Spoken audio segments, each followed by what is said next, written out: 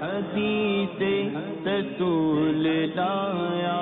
ہوں، میں مدینے کے پھول لایا ہوں، میں حدیث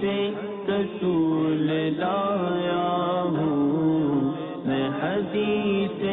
رسول لایا ہوں۔ الحمدللہ رب العالمین والصلاة والسلام على سید الانبیاء والمرسلین، اما بعد فاعوذ باللہ من الشیطان الرجیم، بسم اللہ الرحمن الرحیم۔ الصلاة والسلام علیک یا رسول اللہ وعلی آلک واصحابک یا حبیب اللہ، الصلاة والسلام علیک یا نبی اللہ وعلی آلک واصحابک یا نور اللہ۔ مدنی چینل کے ناظرین، الحمدللہ سلسلہ رسول اللہ صلی اللہ تعالیٰ علیہ وسلم کی 40 احادیث میں حاضر ہیں۔ اس سلسلے میں ہم حضور سرور دو عالم صلی اللہ تعالیٰ علیہ وسلم کی احادیث طیبہ کو سننے کی سعادت حاصل کر رہے ہیں، اور جیسا کہ آپ جانتے ہیں اس سلسلے کو لانے کی وجہ اور اس سلسلے میں احادیث طیبہ بیان کرنے کی وجہ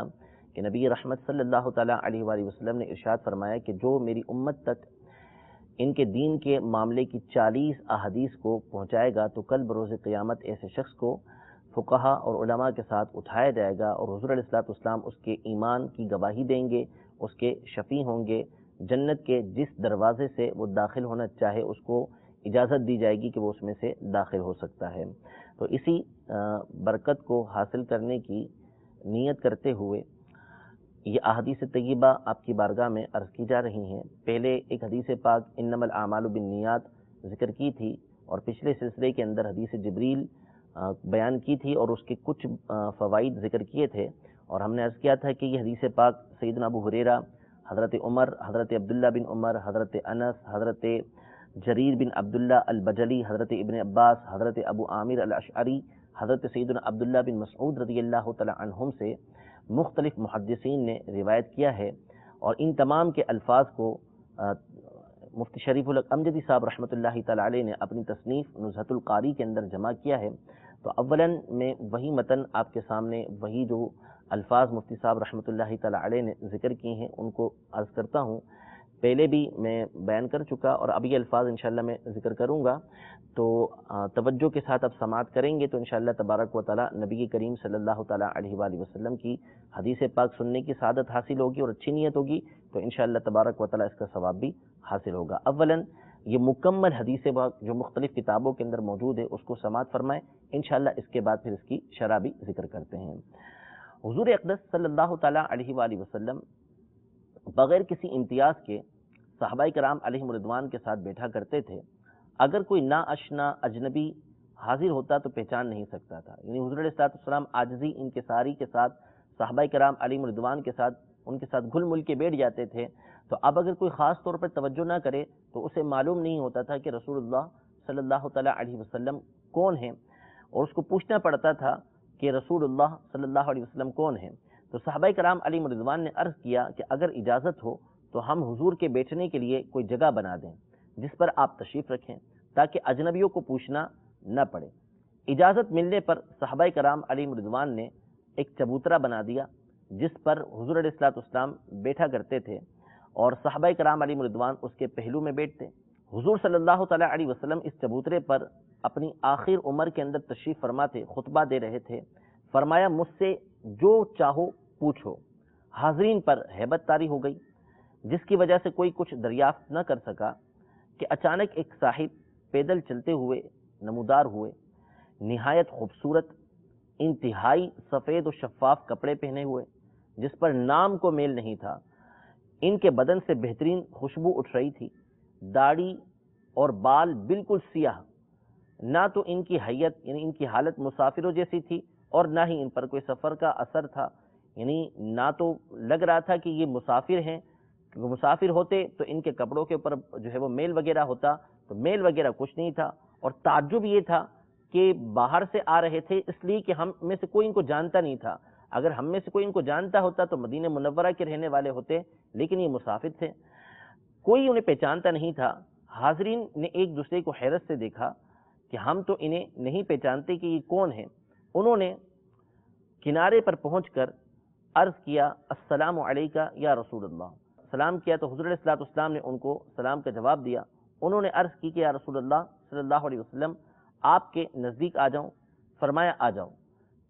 پھر کچھ آگے بڑھے، دوبارہ اجازت طلب کی کہ میں آپ کے نزدیک آ جاؤں، بار بار اجازت لے کر آتے رہے اور لوگوں کی گردنیں پھلانگتے ہوئے حضور علیہ الصلوۃ والسلام کے بالکل قریب پہنچ گئے اور حضور کے گھٹنوں سے گھٹنے ملا کر بیٹھ گئے اور اپنے ہاتھ جو ہے وہ حضور علیہ الصلوۃ والسلام کے گھٹنوں پر رکھ دیے اور حضور علیہ الصلوۃ والسلام سے کچھ سوالات کیے۔ نمبر 1، یا رسول اللہ صلی اللہ علیہ وسلم ایمان کیا ہے؟ ارشاد فرمایا ایمان یہ ہے کہ تم اللہ اور اس کے سب فرشتوں، اس کی تمام کتابوں، اس کے تمام رسولوں، تمام نبیوں پر اور اللہ تبارک و تعالیٰ کی ملاقات پر اور موت پر اور قیامت کے دن قبروں سے زندہ ہو کر اٹھنے پر ایمان لاؤ، حساب، میزان، جنت، دوزخ پر ایمان لاؤ اور تقدیر پر ایمان لاؤ کہ اس کا اچھا برا میٹھا کڑوا سب اللہ تبارک و تعالیٰ کی طرف سے ہے۔ حضور علیہ الصلوۃ والسلام نے جواب دیا، وہ سوال کرنے والے تھے اور سوال کا جو تقاضا ہے وہ یہ ہوتا ہے کہ سوال کرنے والے کو معلوم نہ ہو کہ جو جواب آئے گا وہ کیا ہوگا۔ یہ جواب سن کر انہوں نے کہا کہ آپ نے سچ فرمایا۔ حاضرین کو حیرت ہوئی کہ سوال بھی کرتے ہیں اور پھر تصدیق بھی کرتے ہیں، اگر معلوم تھا پہلے سے تو سوال نہیں کرنا تھا، اگر سوال کیا ہے تو پھر تصدیق کس چیز کی؟ اس لیے سب کو حیرت ہوئی۔ پھر انہوں نے پوچھا یا رسول اللہ صلی اللہ تعالیٰ علیہ وسلم اسلام کیا ہے؟ حضور علیہ الصلوۃ والسلام نے ارشاد فرمایا کہ اسلام یہ ہے کہ تم اس کی گواہی دو کہ اللہ کے سوا کوئی معبود نہیں اور محمد صلی اللہ تعالیٰ علیہ وسلم یقیناً اللہ کے رسول ہیں، اور فرض نماز پابندی کے ساتھ ادا کرو اور فرض زکوٰۃ دو، رمضان کے روزے رکھو، اگر بیت اللہ جانے کی استطاعت ہو تو حج کرو، عمرہ کرو، جنابت سے غسل کرو، کامل طریقے سے وضو کرو۔ انہوں نے عرض کیا کہ آپ نے سچ فرمایا۔ پھر پوچھا یا رسول اللہ صلی اللہ تعالیٰ علیہ وسلم مجھے احسان کے بارے میں بتائیے۔ فرمایا احسان یہ ہے کہ اللہ کی عبادت اس طرح کرو اور اس طرح اس سے ڈرو، خشیت رکھو کہ اسے دیکھ رہے ہو، اگر تم اسے نہیں دیکھ رہے تو وہ تمہیں دیکھ رہا ہے۔ انہوں نے عرض کیا کہ آپ نے سچ فرمایا۔ پھر دریافت کیا کہ قیامت کب آئے گی؟ اس پر حضور صلی اللہ تعالیٰ علیہ وسلم نے گردن جھکاری، کوئی جواب نہیں دیا، یہاں تک کہ انہوں نے 3 بار یہی سوال دہرایا تو سر اقدس حضور علیہ الصلوۃ والسلام نے اٹھایا اور فرمایا کہ قیامت کے بارے میں جس سے سوال کیا گیا ہے وہ سائل سے زیادہ نہیں جانتا۔ اس کے بعد انہوں نے قیامت کی نشانیاں پوچھی یا حضور علیہ الصلوۃ والسلام نے خود وہ نشانیاں بتائیں کہ میں تمہیں قیامت کی کچھ نشانیاں بتاتا ہوں۔ فرمایا قیامت کی نشانیاں یہ ہیں کہ باندی اپنے آقا کو جنے گی، ننگے بدن ننگے پاؤں رہنے والے گونگے بہرے حکومت کریں گے، بھیک منگتے یعنی فقیر جو ہے بکریوں کالے اونٹوں کے چرواہے محلوں کے اندر فخر کریں گے، بڑی بڑی عمارتوں کے اندر فخر کریں گے۔ پھر فرمایا کہ قیامت کب آئے گی؟ یہ ان 5 چیزوں میں ہے جن کا علم اللہ کے سوا کسی کو نہیں۔ پھر حضور علیہ الصلوۃ والسلام نے سورہ لقمان کی آخری جو آیت ہے جس میں ان 5 چیزوں کا ذکر ہے کہ جس کا علم اللہ تبارک و تعالیٰ کے پاس ہے، اس کو تلاوت فرمایا۔ اس کا ترجمہ سماعت فرمائیں اس آیت کا کہ اللہ کے پاس قیامت کا علم ہے، وہ بارش برساتا ہے اور ماؤں کے پیٹ میں کیا ہے جانتا ہے، اور کوئی نہیں جانتا کہ کل کیا کمائے گا، کسی کو نہیں معلوم کہ کہاں مرے گا، اس میں کوئی شک نہیں، اللہ جاننے والا بتانے والا ہے۔ اس کے بعد یہ شخص چلے گئے، جب چلے گئے تو حضور اقدس صلی اللہ تعالیٰ علیہ وسلم نے فرمایا انہیں واپس لاؤ۔ صحابہ کرام علیہم رضوان نے ہر طرف تلاش کیا مگر وہ نہیں ملے۔ اب حضور علیہ الصلوۃ والسلام نے فرمایا کہ تم لوگ جانتے ہو یہ کون تھے؟ یہ جبریل تھے۔ تم لوگوں نے اس وقت کچھ نہیں پوچھا تو یہ آئے تھے تم کو دین سکھانے۔ اس ذات کی قسم جس کے قبضے میں میری جان ہے، جب بھی جبریل آئے میں نے پہچان لیا، مگر اب کی بار نہ پہچان سکا۔ واپس ہونے کے لیے جب مڑ چکے جب پہچانا۔ حضرت عمر رضی اللہ تعالی عنہ فرماتے ہیں کہ رسول اللہ صلی اللہ تعالی علیہ وسلم مجھے 3 دن کے بعد ملے اور ملاقات ہوئی تو مجھ سے فرمایا کہ تمہیں معلوم ہے کہ وہ سائل کون تھے؟ میں نے عرض کیا اللہ اور اس کے رسول خوب جانتے ہیں۔ فرمایا وہ جبریل تھے، تمہیں دین سکھانے آئے تھے۔ یہ اس حدیث پاک کا مکمل متن ایک جگہ پر مفتی شریف الحق امجدی صاحب رحمۃ اللہ تعالی علیہ نے نزہۃ القاری کے اندر جمع کیا ہے، جو میں نے آپ کے سامنے عرض کیا۔ اس حدیث پاک کے حوالے سے کچھ گفتگو جو علماء نے ذکر کی ہے اپنی کتابوں کے اندر وہ عرض کرتا ہوں کہ حضور علیہ السلام نے یہ ارشاد فرمایا کہ یہ جبریل تھے جو تمہارے پاس تمہیں تمہارا دین سکھانے کے لیے آئے تھے. یعنی جبریل امین علیہ السلام کے آنے کا یہاں پر جو مقصد بیان کیا گیا ہے وہ دین سکھانا بیان کیا گیا ہے. اب آپ غور کرتے چلے جائیے کہ جبریل امین علیہ السلام کس طرح دین کو سکھانے کے لیے آئے. نمبر ایک، سب سے پہلے جبریل امین علیہ السلام کا آنا کس حالت کے اندر تھا، تو یہ ذکر کیا گیا کہ جبریل امین علیہ السلام انتہائی صاف ستھرے سفید رنگ کے کپڑے پہنے ہوئے تھے. علماء یہ ارشاد فرماتے ہیں کہ جب کوئی شخص اپنے استاد کے پاس یا کسی عالم دین کے پاس یا اپنے مرشد کے بارگاہ کے اندر جا رہا ہے، علم سیکھنے کے لیے جا رہا ہے، تو پھر اس کے لیے مستحب یہ ہے، اچھی بات یہ ہے کہ وہ جبریل امین علیہ السلام کے اس طریقہ کار پر چلتے ہوئے صاف ستھرا لباس، اور بہتر یہ ہے کہ سفید لباس پہن کر ان بڑے لوگوں کی بارگاہ کے اندر حاضر ہو، کیونکہ نبی کریم صلی اللہ تعالیٰ علیہ وآلہ وسلم نے یہ ارشاد فرمایا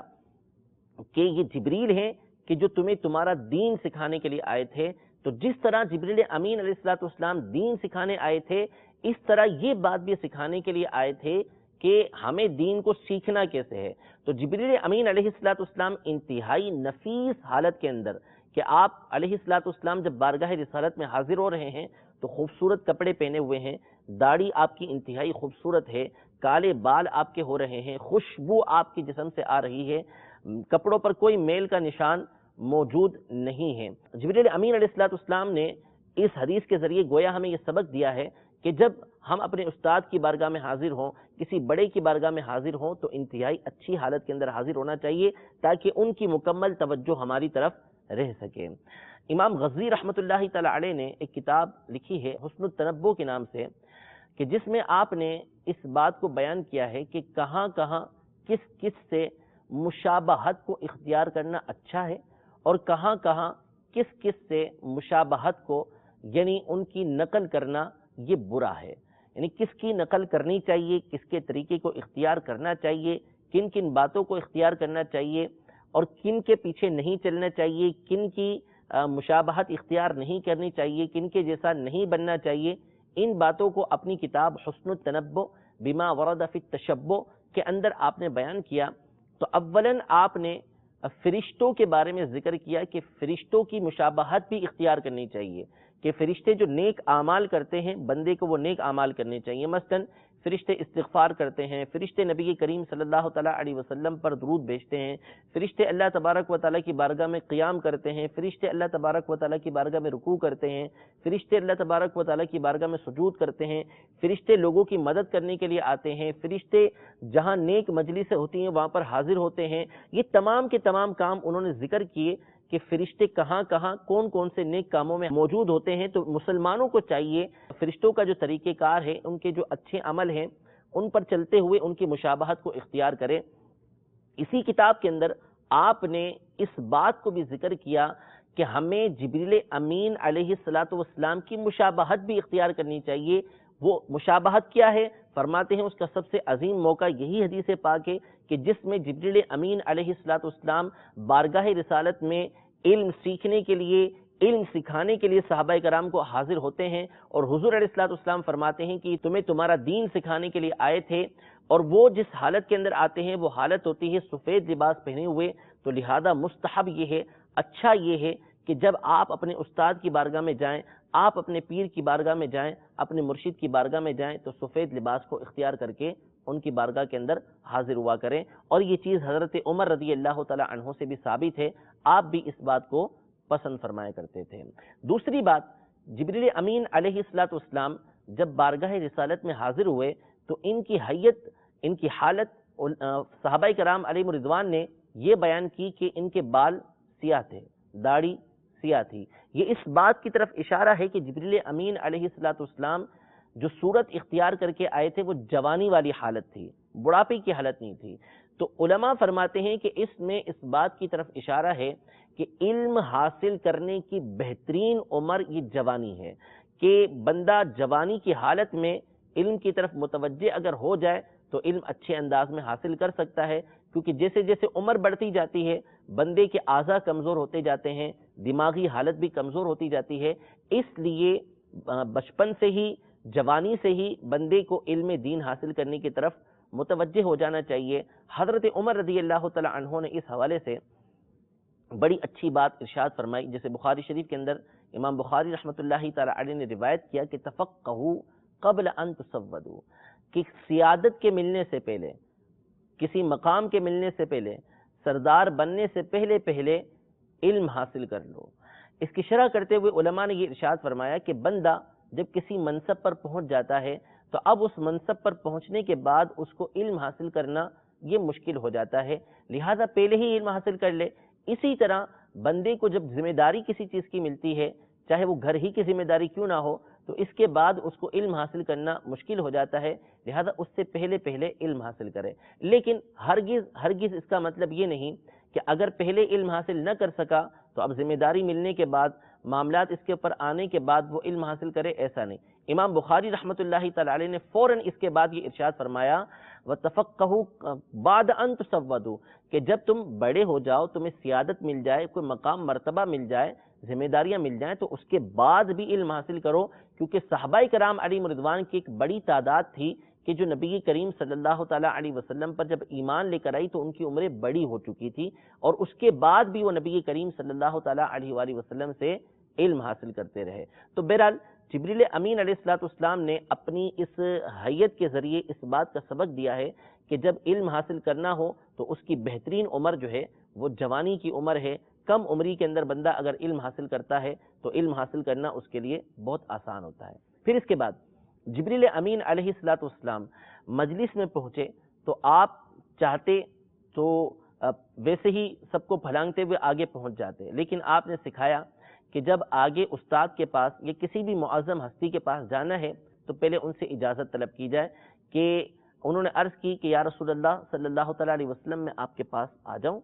تو حضور علیہ السلام نے اجازت دی کہ آ جائیں۔ کچھ آ گئے، پھر اجازت لی، کچھ آ گئے، پھر اجازت لی، یہاں تک کہ بارگاہ رسالت میں پہنچے، اور پھر اس کے بعد انتہائی ادب و احترام کے ساتھ دو زانوں حضور علیہ السلام کی بارگاہ میں بیٹھے، اور اپنے ہاتھ، اس میں دو روایتیں ہیں، اپنے ہاتھ آپ نے حضور علیہ السلام کے گھٹنوں پر رکھے۔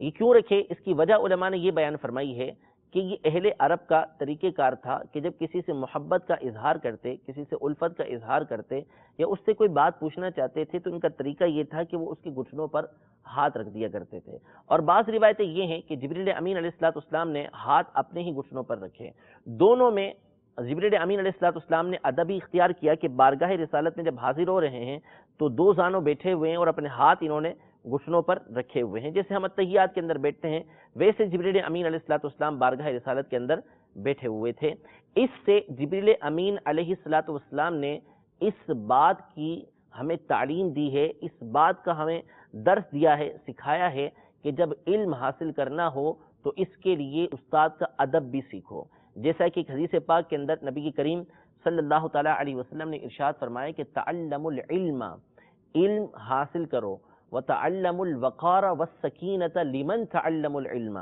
اور جن سے علم حاصل کرتے ہو ان کے لیے وقار اور سکینہ بھی سیکھو، یعنی جن سے علم حاصل کر رہے ہو ان کا ادب و احترام کرنا ہے، یہ ادب و احترام کس طرح کرنا ہے یہ باتیں بھی سیکھو۔ اس حدیث پاک کو سامنے رکھتے ہوئے ہمارے علماء نے مکمل کتابیں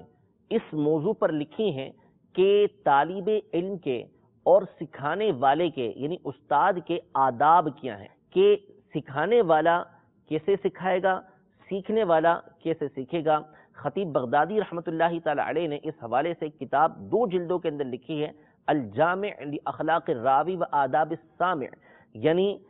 سننے والا، یعنی جو سننے والے سے مراد طالب علم، اور جو سنانے والا ہے یعنی استاد، ان دونوں کے اخلاق کیسے ہونے چاہیے، ان کی عادتیں کیسی ہونی چاہیے، ان کے اندر کیا کیا صلاحیتیں ہونی چاہیے، کس طرح علم انہوں نے آگے دینا ہے اور لینے والے نے کس طرح لینا ہے، ان تمام باتوں کو خطیب بغدادی رحمۃ اللہ تعالی علیہ نے احادیث طیبہ کی روشنی میں اور بزرگان دین رحمہم اللہ کے اقوال کی روشنی کے اندر بیان کیا ہے۔ اسی طرح امام ابن جماعہ رحمۃ اللہ تعالی علیہ نے ایک کتاب تذکرۃ السامع والمتکلم فی آداب العالم والمتعلم کے نام سے لکھی ہے، کہ جس میں آپ نے یہ بیان کیا کہ سکھانے والے کے آداب کیا ہونے چاہیے، کیونکہ اس حدیث پاک میں جبریل امین علیہ السلام کے بارے میں حضور علیہ السلام نے یہ ارشاد فرمایا کہ ھذا جبریل جاءکم یعلمکم دینکم، یہ جبریل ہیں جو تمہارے پاس تمہیں تمہارا دین سکھانے آئے تھے۔ تو جبریل امین جس طرح حضور علیہ السلام کی بارگاہ میں ایک شاگرد کی حیثیت سے حاضر ہوئے تھے، اسی طرح صحابہ کرام علیہم رضوان کے لیے ایک معلم کی حیثیت سے حاضر ہوئے تھے۔ تو جبریل امین علیہ السلام نے جس طرح اس بات کو بیان کیا ہے کہ کیسے علم حاصل کرنا ہے، اسی طرح اس بات کو بھی بیان کیا ہے کہ علم دینے والے کے آداب کیا ہونے چاہیے، اس کو متکبر نہیں ہونا چاہیے، اس کو طلباء کے ساتھ شفقت کرنی چاہیے، ان کی رعایت کرنی چاہیے، ان کا احترام کرنا چاہیے۔ یہ تمام باتیں بھی جبریل امین کی اس حدیث پاک سے ثابت ہوتی ہیں۔ لہذا امام ابن جماعہ رحمۃ اللہ تعالی علیہ نے اس کتاب کے اندر اس بات کو بیان کیا کہ جو عالم ہے یعنی علم دین دینے والا ہے اس کے آداب کیا ہیں، جو متعلم ہے یعنی جو علم سیکھنے والا ہے اس کے آداب کیا ہیں، اس کو کیا کیا کرنا ہوگا۔ پھر اس کے بعد مزید آپ نے بیان کیا کہ جس جگہ وہ رہتا ہے، یعنی جامعہ کے اندر مثال کے طور پہ وہ رہ رہا ہے، تو پھر اس کو کیا آداب اختیار کرنے چاہیے، یہ اس بات کو بیان کیا۔ پھر اس بات کو بیان کیا کہ خود نفس علم کا ادب کیا ہے، علم کا ادب و احترام کیسا ہونا چاہیے، اور اس بات کو بیان کیا کہ جن چیزوں کے ذریعے ہم علم حاصل کرتے ہیں، یہ کتابیں ہیں، یہ ڈیسک ہے، پین ہے ہمارا، پین رکھنے کے لیے ڈبیا ہے ہمارے پاس، مختلف چیزیں ہیں، تو ان کا ادب و احترام کیسے کرنا ہے۔ حتیٰ کہ جو قلم پہلے زمانے میں بنایا جاتا تھا، جیسے ہم پینسل ہے چھیلتے ہیں شارپنر کے ذریعے، تو اس کا جو کچرا نکلتا ہے علماء نے اس کے ادب و احترام بھی بیان کیے ہیں۔ ہم تو اٹھا کے پھینک دیتے ہیں، لیکن علماء اس کا بھی احترام کیا کرتے تھے کہ یہ علم کو لکھنے کا جو آلہ ہے اس کا حصہ ہے۔ اس بات کو تمام چیزوں کو اپنی اس کتاب کے اندر بیان کیا ہے۔ تذکرۃ السامع والمتکلم کے نام سے یہ کتاب ہے تو عربی میں، لیکن انشاءاللہ تبارک و تعالی المدینۃ العلمیہ کی سعی سے انشاءاللہ تبارک و تعالی یہ اردو میں بھی ہمیں میسر ہوگی۔ بہرحال اس حدیث پاک کے ذریعے ہمیں یہ معلوم ہوا کہ جبریل امین علیہ السلام نے علم دین حاصل کرنے کے ہمیں ادب بتائے، اور ہمارے علماء نے اس کے آداب لکھے۔ یہ ہے دین اسلام کا طریقہ کار، کہ جہاں علم حاصل کرنے کی ترغیب دلائی جاتی ہے، فرمایا جاتا ہے کہ اطلب العلم ولو بالصین، کہ علم حاصل کرو اگرچہ تمہیں چین جانا پڑے۔ حضور علیہ السلام نے اپنی احادیث کے اندر جگہ جگہ علم حاصل کرنے کی ترغیب دلائی، لیکن علم حاصل کرنے کے ساتھ ساتھ علم حاصل کیسے کرنا ہے، کون سا علم حاصل کرنا ہے، ان تمام باتوں کی بھی طریقہ کار ہے، وہ بھی حضور علیہ السلام نے ہمارے سامنے بیان فرمایا۔ یہ آج کے دور کا طریقہ کار جو ہمارے سامنے موجود ہے، وہ ہمارے دین اسلام کا طریقہ کار نہیں ہے، کہ جس میں استاد کی کوئی اہمیت نہیں ہے۔ جو دینی ادارے ہیں ان میں حتی الامکان استاد کی ایک اہمیت ہوتی ہے، طلباء ان کا ادب و احترام کرتے ہیں، لیکن اسکول، کالجز اور یونیورسٹیز کے اندر جو استاد کا مقام اور مرتبہ ہمارے سامنے ہے، وہ تمام کے تمام لوگ جانتے ہیں کہ کیسا سلوک استاد کے ساتھ کیا جاتا ہے، استاد کی اہمیت طلباء کے سامنے کیسی ہوتی ہے، وہ کسی کے سامنے بیان کرنے کی ہمیں حاجت نہیں ہے، ہر ایک جانتا ہے۔ لیکن دین اسلام جو ہے وہ استاد کی اہمیت کو، استاد کے ادب کو، استاد کے احترام کو بیان کرتا ہے۔ یہاں تک علماء نے ارشاد فرمایا استاد کے ادب میں کہ استاد جس جگہ پر بیٹھتا ہے، طالب علم اس کی غیر حاضری کے اندر اس کی جگہ پر نہ بیٹھے۔ استاد جا رہا ہے، اس کے آگے نہ چلے، اس کے پیچھے چلتا ہوا جائے، اپنے اوپر اس کو ترجیح دے۔ اس کی ترجیح دے سے مراد یہ کہ استاد کو اگر کسی معاملے کے اندر حاجت ہے اور اس کو بھی حاجت ہے، تو استاد کی حاجت کو مقدم رکھے، استاد کی حاجت کو آگے رکھے۔ یہ ہمارے دین کے آداب ہیں، احترام ہیں، کہ علم ہم نے کس طریقے سے حاصل کرنا ہے، اور یہ چیز بھی جبریل امین علیہ السلام کی اس حدیث پاک سے حاصل ہوتی ہے۔ اس کے بعد جبریل امین علیہ السلام نے نبی کریم صلی اللہ تعالیٰ علیہ وآلہ وسلم سے کچھ سوالات کیے۔ اس سے پہلے یہ بات ذکر کی گئی تھی کہ حضور علیہ السلام کے لیے صحابہ کرام علیہ رضوان نے ایک چبوترا بنا دیا تھا، کہ جس پر حضور علیہ السلام بیٹھا کرتے تھے، اور صحابہ کرام علیہ رضوان آپ کے ارد گرد بیٹھا کرتے تھے۔ آپ علیہ السلام عاجزی کے پیکر ہیں، انکساری کے پیکر ہیں، اور آپ علیہ السلام میں تکبر نام کا نہیں تھا، اور آپ کا حق بنتا تھا کہ آپ اوپر بیٹھیں، یعنی جو مقام اور مرتبہ اللہ تبارک و تعالی نے آپ کو عطا کیا، اگر صحابہ کرام علیہ رضوان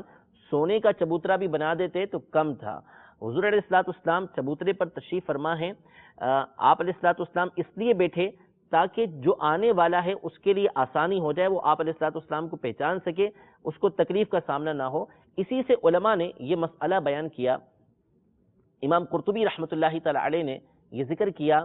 کہ اگر کوئی عالم دین یا کوئی بڑا اس لیے اوپر بیٹھتا ہے مجلس کے اندر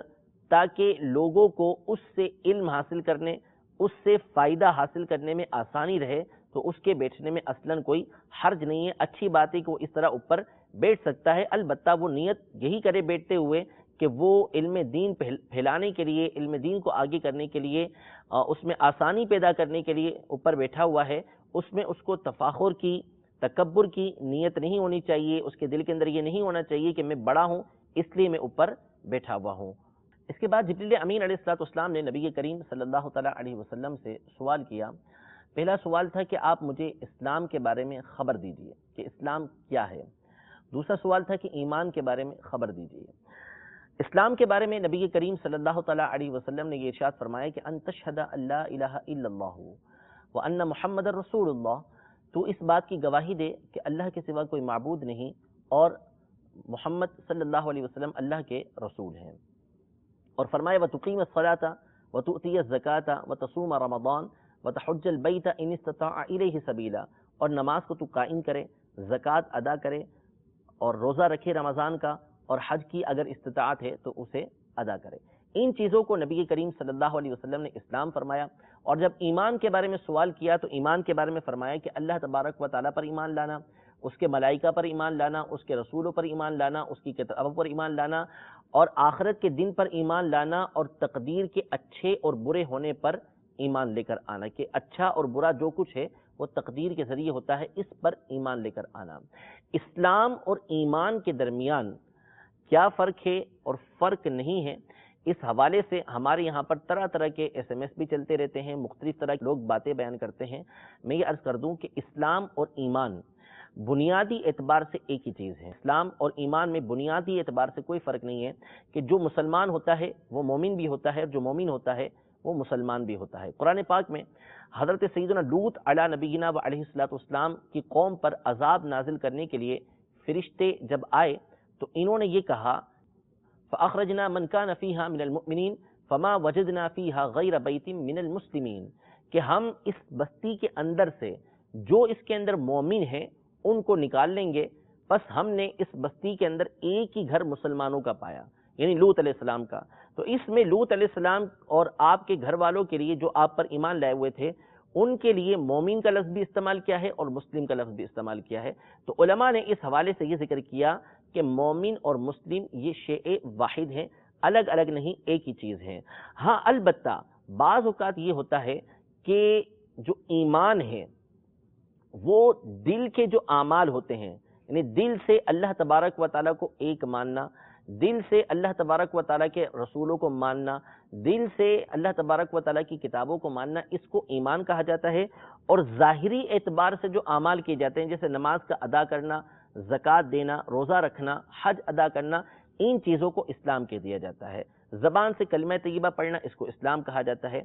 اگر اس لحاظ سے دیکھا جاتا ہے تو اس میں فرق کیا جاتا ہے، ورنہ حقیقتاً اسلام اور ایمان یہ ایک ہی چیزیں، ان کے درمیان فرق علماء نے نہیں کیا۔ ہاں یہ فرق کیا ہے کہ بعض اوقات اسلام چونکہ ظاہری اعمال جو ہوتے ہیں اس پر اس کا اطلاق ہوتا ہے، ظاہری اعمال کو اسلام بولتے ہیں، اور ایمان جو ہوتا ہے وہ باطنی اعمال پر بولا جاتا ہے، یوں ان دونوں کے درمیان فرق کر دیتے ہیں، ورنہ یہ ایک دوسرے کی جگہ استعمال بھی ہوتے رہتے ہیں اور دونوں کا معنی ایک ہی بنتا ہے۔ ان کے درمیان جو مختلف